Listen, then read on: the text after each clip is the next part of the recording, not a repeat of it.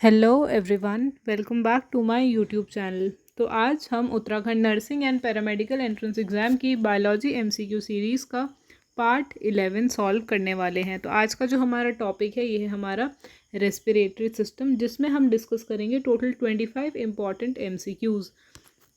तो इससे जो प्रीवियस वाला पार्ट था उसमें हमने डाइजेस्टिव सिस्टम से रिलेटेड इंपॉर्टेंट एमसीक्यूज़ करे थे। तो अगर आपने वो वीडियो देखा है तो आप मुझे कमेंट सेक्शन में बताइए, और अगर आपने नहीं देखा है तो मैं आपको उसका लिंक डिस्क्रिप्शन में प्रोवाइड करा दूँगी। और इसके अलावा आप मेरे चैनल पे प्लेलिस्ट ऑप्शन पे जाके भी वो वीडियो देख सकते हैं। तो चलिए शुरू करते हैं हमारा आज का पहला question. The respiratory membrane consist of how many layers. जो हमारी रेस्पिरेटरी मेम्ब्रेन होती है, सबसे पहले इस चैप्टर का एमसीक्यू स्टार्ट करने से पहले जो रेस्पिरेटरी सिस्टम है इसमें हम मेनली रेस्पिरेशन, ब्रीदिंग, हमारे जो लंग्स यानी कि फेफड़े होते हैं, जो हमारा टाइडल वॉल्यूम होता है, और ये सब चीज़ें हम इसमें कवर करने वाले हैं। तो सबसे पहले हमें रेस्पिरेटरी सिस्टम जो हमारे उसमें क्या आता है, मेन ऑर्गन क्या है रेस्पिरेशन का, लंग्स। तो लंग्स की जो फंक्शनल यूनिट है, स्ट्रक्चरल एंड फंक्शनल यूनिट, वो है हमारी एल्वेलाई। तो अब हम यहाँ से फर्स्ट क्वेश्चन स्टार्ट करते हैं। तो रेस्पिरेटरी मेम्ब्रेन जो है इसमें कितनी लेयर्स होती है? It consist how many layers?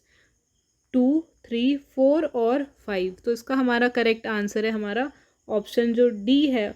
Total there are 5 membranes, respiratory membranes, या फिर हम बोल सकते हैं लेयर्स हैं हमारी रेस्पिरेटरी मेम्ब्रेन में। और वो 5 लेयर कौन सी है? पहली है सरफेक्टेंट, SURFACTANT, पहला है सरफेक्टेंट।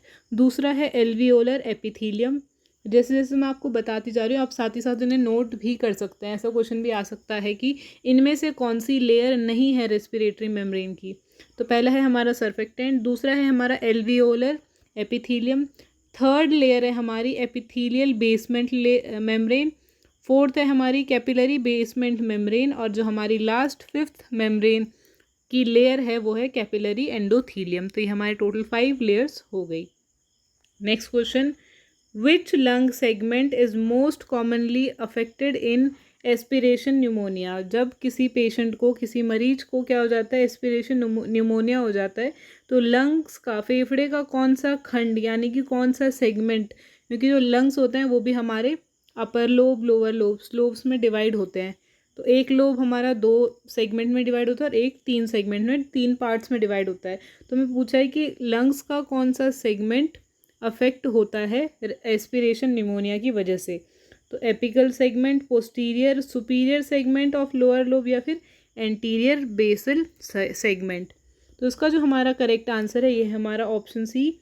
जो हमारा सुपीरियर सेगमेंट है of lower lobe, it is most dependent in supine position, और ये क्या है, कॉमन होता है हमारा, अफेक्ट हो जाता है इन एस्पिरेशन निमोनिया। तो कॉमनली जो हमारा सुपीरियर सेगमेंट है लोअर लोब का, it is commonly affected in aspiration pneumonia. Next question, which nerve is responsible for diaphragmatic movement? जो डायफ्राम की गति होती है इसके लिए कौन सी नर्व रिस्पॉन्सिबल होती है, जिम्मेदार होती है? Vagus nerve, phrenic nerve, intercostal nerve, या एक्सेसरी नर्व? तो इसका जो हमारा करेक्ट आंसर है ये हमारा ऑप्शन बी। जो हमारी फ्रेनिक नर्व है C3 से C5 तक, ये क्या करते हैं, हमारे डायफ्राम को कंट्रोल करती हैं। Next question, which part of respiratory system does not contain any cartilage? हमारे रेस्पिरेटरी सिस्टम का ऐसा कौन सा पार्ट है जिसमें कार्टिलेज नहीं होता है, जो कार्टिलेज से रहित होता है? ऐसा कौन सा भाग उपस्थित है? ब्रोंकाई, ब्रोंकियोल्स, ट्रेकिया, या फिर लैरिंग्स? तो इसका जो हमारा करेक्ट आंसर है ये है हमारा ऑप्शन बी। जो ब्रोंकियोल्स हैं दे लैक कार्टिलेज, और जो only bronchi have above have it. तो जो हमारे से ब्रोंकाई हैं और बाकी हैं ये दोनों, ट्रेकिया और लैरिंग्स, इनके पास होता है कार्टिलेज, बट जो हमारे ब्रोंकियोल्स होते हैं, ब्रोंकाई, ट्रेकिया और लैरिंग्स में कार्टिलेज होता है, बट ब्रोंकियोल्स में कार्टिलेज इज एब्सेंट। जो ब्रोंकियोल्स हैं they lack cartilage. Next question, surfactant in the lungs is secreted by? जो सरफेक्टेंट होता है वो लंग्स में किससे सिक्रीट होता है, किससे रिलीज होता है, हम सिंपल लैंग्वेज में कहें तो? Type first alveolar cell, type second alveolar cell, dust cell या एंडोथीलियल सेल। तो इसका जो हमारा करेक्ट आंसर है ये हमारा ऑप्शन बी। जो टाइप 2 एल्वियोलर सेल्स हैं ये क्या करते हैं, हमारे सर्फेक्टेंट जो एंजाइम्स हैं उनको क्या कर रहा है, सिक्रीट कर रहा है।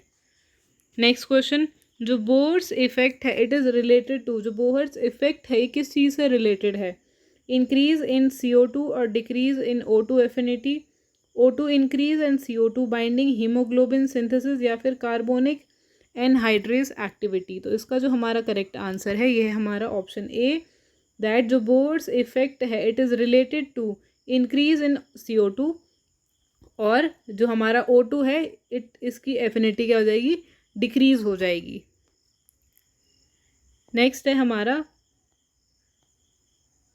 क्वेश्चन नंबर 7, हेरिंग ब्रूअर्स जो रिफ्लेक्स है इट इज़ एसोसिएटेड विद, किससे संबंधित है, हाइपरकेपनिया, लंग ओवर इन्फ्लेशन, एपनिया या फिर हाइपोक्सिया। तो इसका जो हमारा करेक्ट आंसर है ये है हमारा ऑप्शन बी, जो हेरिंग ब्रूअर्स रिफ्लेक्स है ये किस चीज़ से रिलेटेड है, lung over inflation. Next question, the primary centre for respiratory rhythm is located in, जो प्राइमरी सेंटर है रेस्पिरेटरी रिदम का वो कहाँ पर लोकेटेड है, ब्रेन के कौन से पार्ट में लोकेटेड है, सेरेब्रम में, पॉन्स, मेड्यूला ऑब्लोंगेटा या फिर मिड ब्रेन। तो इसका जो हमारा करेक्ट आंसर है ये है हमारा option C, medulla oblongata is the primary centre for respiratory rhythm.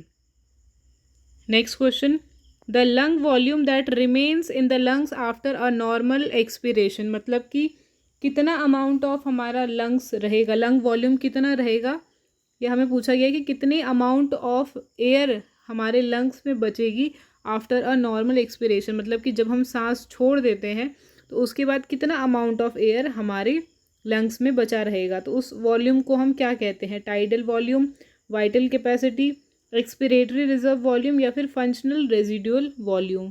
तो इसका जो हमारा करेक्ट आंसर है वो है हमारा functional residual capacity. Functional residual capacity क्या है, ये हमारे अमाउंट ऑफ जो एयर है जो हमारे लंग्स में बच जा रही है after a normal expiration is called functional residual capacity. Next question, जो क्लोराइड शिफ्ट है in RBCs it occurs due to, जो क्लोराइड शिफ्ट है ये RBC में किसकी वजह से होती है, अपटेक CO2 अपटेक से, O2 के रिलीज से, H+ बफरिंग से या फिर Na+ एक्सचेंज से। तो इसका जो हमारा करेक्ट आंसर है ये है हमारा CO2 अपटेक की वजह से जो क्लोराइड शिफ्ट है ये होता है RBCs में।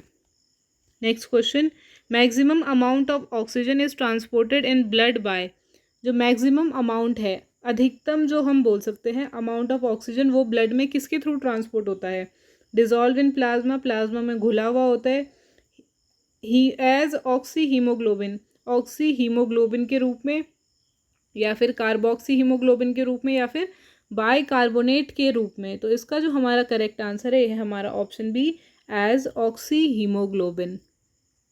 तो जो हमारा 98% जो ऑक्सीजन है, approx 98% of oxygen is carried as oxy haemoglobin. Next है, which of the following is not a part of conducting zone, इनमें से कौन सा कंडक्टिंग जोन का हिस्सा नहीं है, not a part of, trachea, bronchi, alveolar duct या फिर टर्मिनल ब्रोंकियोल्स। तो इसका जो हमारा करेक्ट आंसर है ये है हमारा ऑप्शन सी, जो एल्वियोलर डक्ट है ये हमारे कंडक्टिंग जोन का पार्ट नहीं है, ये हमारे रेस्पिरेटरी जोन का पार्ट है, they are a part of respiratory zone. जो एल्वियोलर डक्ट है ये हमारा रेस्पिरेटरी जोन का पार्ट है, ना कि कंडक्टिंग डक्ट का। Next question, the amount of air forcibly excelled after normal acceleration is called, जब हम फोर्सिबली मतलब ज़बरदस्ती क्या कर रहे हैं, सांस छोड़ने, मतलब सामान्य सांस छोड़ने के बाद, नॉर्मली सांस छोड़ने के बाद ज़बरदस्ती हम क्या कर रहे हैं और जो एयर हमारे अंदर है लंग्स में उसको भी निकाल रहे हैं, तो उसको हम क्या कहते हैं, tidal volume, expiratory reserve volume, inspiratory reserve volume या फिर रेजिडुअल वॉल्यूम। तो इसका जो हमारा करेक्ट आंसर है ये है हमारा ऑप्शन बी, जो एक्सपिरेटरी रिजर्व वॉल्यूम है ये क्या है, फोर्स्ड एक्सलेशन के बाद जो अमाउंट ऑफ एयर बच जा रही है उसको हम एक्सपिरेटरी रिजर्व वॉल्यूम कह रहे हैं। नेक्स्ट है respiratory acidosis is caused due to, जो रेस्पिरेटरी एसिडोसिस है ये किसके कारण होता है, इसका कारण क्या होता है? हाइपर वेंटिलेशन, हाइपोवेंटिलेशन, डिहाइड्रेशन या फिर डायरिया। तो इसका जो हमारा करेक्ट आंसर है ये है हमारा option B, due to hypoventilation, यानी कि इट कॉजेज CO2 का बिल्डअप और इसकी वजह से क्या हो जाता है, रेस्पिरेटरी एसिडोसिस हो जाता है। नेक्स्ट है which molecule has the highest affinity for haemoglobin, इनमें से कौन से, मतलब हीमोग्लोबिन के लिए सबसे अधिक आकर्षण किस मॉलिक्यूल का होता है? Carbon monoxide, carbon dioxide, oxygen या फिर नाइट्रिक ऑक्साइड NO। तो इसका जो हमारा करेक्ट आंसर है यह है हमारा ऑप्शन ए, जो कार्बन मोनोऑक्साइड है ये क्या करता है, it has highest affinity for haemoglobin. Next question, in which part does gaseous exchange not occur, कौन से पार्ट में गैस का एक्सचेंज नहीं होता है? एल्विलाई, ब्रोंकियोल्स, एल्वियोलर डक्ट या रेस्पिरेटरी ब्रोंकियोल्स। तो इसका करेक्ट आंसर है हमारा ब्रोंकियोल्स। ब्रोंकियोल्स जो हैं they do not participate in gas exchange. Next question, what causes the oxy haemoglobin dissociation curve to shift to the right, मतलब किसकी वजह से, ये कौन सा ऐसा कारक है जिसकी वजह से जो ऑक्सी हीमोग्लोबिन डिसोसिएशन कर्व है ये राइट साइड को शिफ्ट हो जा रहा है? ड्यू टू लो टेम्परेचर की वजह से, हाई pH की वजह से, लो CO2 की वजह से या फिर इंक्रीज्ड 2,3-BPG। तो इसका जो हमारा करेक्ट आंसर है यह है हमारा ऑप्शन डी, इंक्रीज्ड 2,3-BPG जो है इसकी वजह से क्या होता है, जो ऑक्सी हीमोग्लोबिन डिसोसिएशन कर्व है ये क्या करता है, it shifts to the right की तरफ शिफ्ट हो जाता है। नेक्स्ट है which pressure keeps lungs inflated, कौन सा प्रेशर जो लंग्स है उनको इन्फ्लेटेड यानी कि फुला हुआ बनाए रखता है? Intra pleural pressure, atmospheric pressure, alveolar pressure या इंट्रा पल्मोनरी प्रेशर। तो इसका जो हमारा करेक्ट आंसर है ये हमारा ऑप्शन ए, जो इंट्रा प्लूरल प्रेशर है। इंट्रा प्लूरल प्रेशर ये क्या है, हमारा लंग्स को इन्फ्लेटेड रखता है। Next question, which of the following does not affect breathing rate, इनमें से कौन सी बिलो ऑप्शन है ऐसा जो ब्रीदिंग रेट को इफेक्ट नहीं करता है? CO2 का लेवल, H+, आयन का कंसंट्रेशन, ऑक्सीजन लेवल या Na+ यानी कि सोडियम आयन का कंसंट्रेशन। तो इसका जो हमारा करेक्ट आंसर है वो है हमारा ऑप्शन डी, जो सोडियम आयन का कंसंट्रेशन है, Na+ का कंसंट्रेशन है, it do not affect breathing rate, ये ब्रीदिंग रेट को अफेक्ट नहीं करता है। Next question, what percentage of CO2 is carried bye a bicarbonate in plasma, कितनी परसेंट कार्बन डाइऑक्साइड एक बाइकार्बोनेट कैरी करता है प्लाज्मा में? 5%, 23%, 70% या 100%। तो इसका जो हमारा करेक्ट आंसर है ये है हमारा option C, 70% of carbon dioxide is transported as bicarbonate. Next question, which muscles are active during forced expiration, कौन सी ऐसी मसल है जो फोर्स्ड एक्सपिरेशन के टाइम पे एक्टिव हो जाती है? डायफ्राम, इंटरकोस्टल मसल, एक्सटर्नल वाली या फिर इंटरनल इंटरकोस्टल या फिर स्टर्नोक्लीडोमेस्टॉइड जो मसल्स होती हैं, तो इनमें से कौन सी मसल है जो एक्टिव हो जाती हैं ड्यूरिंग फोर्स्ड एक्सपिरेशन? तो इसका जो हमारा करेक्ट आंसर है ये है हमारा ऑप्शन सी, जो हमारी इंटरनल इंटरकोस्टल जो मसल्स होती हैं ये एक्टिव हो जाती हैं during forced expiration. Next question, the main stimulus for breathing is, जो मेन स्टिमुलस है श्वास के लिए मुख्य उत्तेजक इनमें से क्या है? तो low oxygen, high CO2, high pH या फिर लो H+ आयंस का जो कंसंट्रेशन है। तो इसका जो हमारा करेक्ट आंसर है ये है हमारा option B is the correct answer, that CO2 जो है it is the high CO2 जो है it is the main stimulus for breathing. Next है during inspiration which pressure becomes negative, inspiration के टाइम पे यानी कि जब हम सांस लेते हैं उस टाइम पे कौन सा प्रेशर नेगेटिव हो जाता है? Atmospheric pressure, intrapleural pressure, alveolar pressure या फिर पार्शियल प्रेशर ऑफ ऑक्सीजन। तो इसका करेक्ट आंसर है हमारा ऑप्शन बी जो इंट्रा प्लूरल प्रेशर है ये क्या हो जाता है, it becomes negative during inspiration. Next question, which cell engulfs dust particle in alveoli, alveoli में कौन सा जो सेल है वो डस्ट पार्टिकल को एंगल्फ कर लेता है, type 1 pneumocyte, type 2 pneumocyte, alveolar macrophage या एंडोथीलियल सेल। तो इसका जो हमारा करेक्ट आंसर है ये है हमारा ऑप्शन सी, जो एल्वियोलर मैक्रोफेज है ये क्या कर लेते हैं, एंगल्फ कर लेते हैं, यानी कि निगल लेते हैं जो हमारा डस्ट और पैथोजेंस होते हैं उनको डायरेक्टली।